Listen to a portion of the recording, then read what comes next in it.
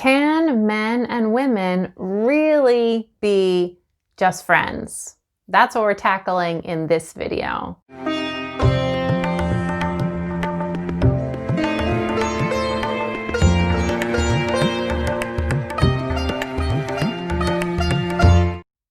Ooh boy, this is a hot topic. This was a great question from a community member, and gosh heck, I did not want to make this video because I know that people are going to have strong opinions probably about what I have to say about this, but here we go. I welcome your constructive viewpoints in the comments below. Please be kind, and here goes our discussion. So my particular answer and viewpoint to can men and women be just friends is yes, and it can be kind of complicated. So in the same way, it could also be no, and kind of it can be complicated. So here's a few things, and this perspective is mostly coming from my place of mostly advising heterosexual women with men. So if you're a member of the queer community, I welcome you to comment below and give me some education if you feel like this works the same or differently in your particular orientation and community. One of the things that I think is helpful, and this question was coming from someone who had been taught growing up that boys and girls shouldn't play together, they shouldn't be friends, it's impossible to have friends,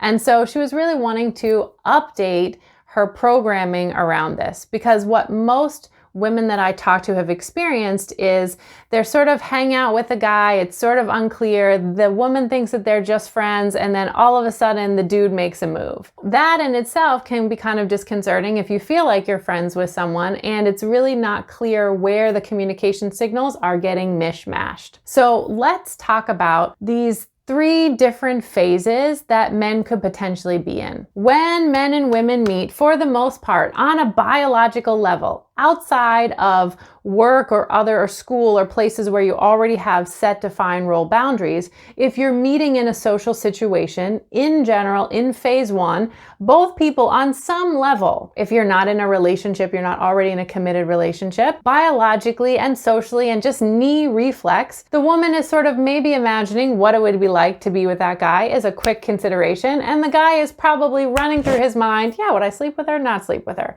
These are just biological things that we are wired for because sex is always in the background on some level of our biology. This is the phase 1 where it's a possibility phase. Maybe this is someone that you're going to date. Maybe you go on a couple dates with him. You're asking the question in this first phase, could this be my guy? If at any point after those first couple dates you decide that the answer to that question is no, then you transition into phase 2, which is, wow, this could be maybe a guy who would be fun to be around, who could possibly be a friend in the future, and it'd be great to have this person's support. At that point, what is really on women to do is 2 things. 1 is to clearly verbally communicate that you have moved from the it's possible to the it's not possible, phase 2 phase.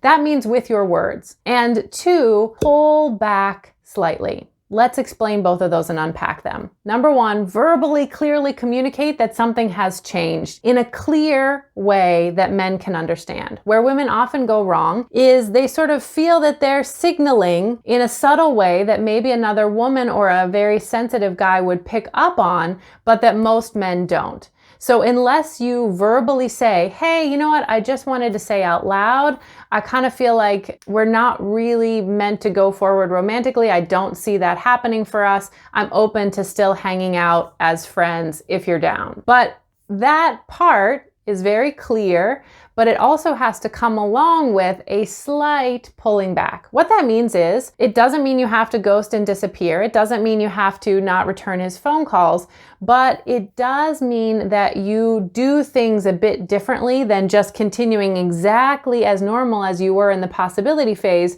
only it's a little bit different. That's a mixed signal. If you act the same way as you did exactly before, but it's just that you said something a little bit differently, that's a really mixed signal. So that number, phase 2, has 2 parts. Clearly communicating, hey, we're transitioning, it's not possible, here's what I'm open to, and also acting a little bit differently. That could mean not hanging out as frequently. It could be definitely not being like physically affectionate or flirty in quite the same way. You want your signals to match up. It might even be just just not hanging out very much at all in frequency or just the kind of group hangouts versus one-on-one hangouts. And where you can ultimately get, that is possible, into phase 3 that I would call deeper friend zone. What that means is that it's possible that you might get there, but it's not a given. In my observation, it takes a while living in phase 2 with a guy to see how it pans out. Maybe you don't hang out for a while.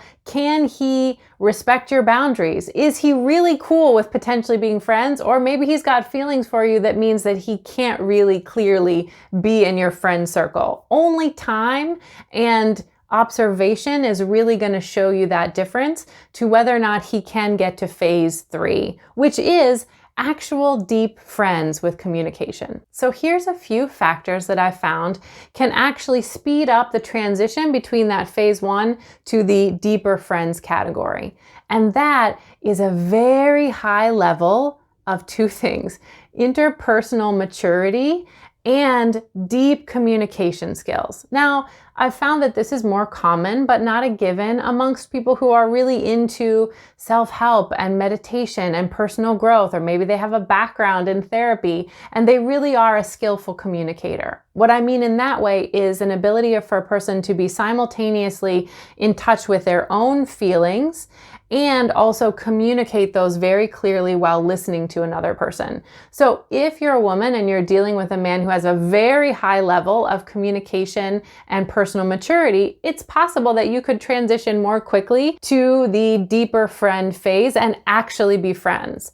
But unfortunately, in the wider world, depending on what kind of social group you're dating in, it's kind of unlikely that that's going to be the case. And in that case, you got to walk people through slowly but surely, and maybe they'll end up in the friend category or maybe not. The last thing that I think is super important that I think I see women really mess up a lot, and I did this myself. When I was in college, I just thought guys are just like women with more chest hair. And so I operated as if men were functioning in the same way internally as women do. And I tried to apply those rules that I would with my female friends, with my guy friends, and it just didn't quite work. The truth is that there are really yin needs that many women have, even if you're a yang woman. And if you're confused about this yin-yang speak, I want you to check out my other videos on yin-yang communication about that below. And I have a whole guide on dating for empaths and understanding whether you're more of a yin leading person or more of a yang leading person. But I want you to remember that you should be looking to get your yin feminine energy needs met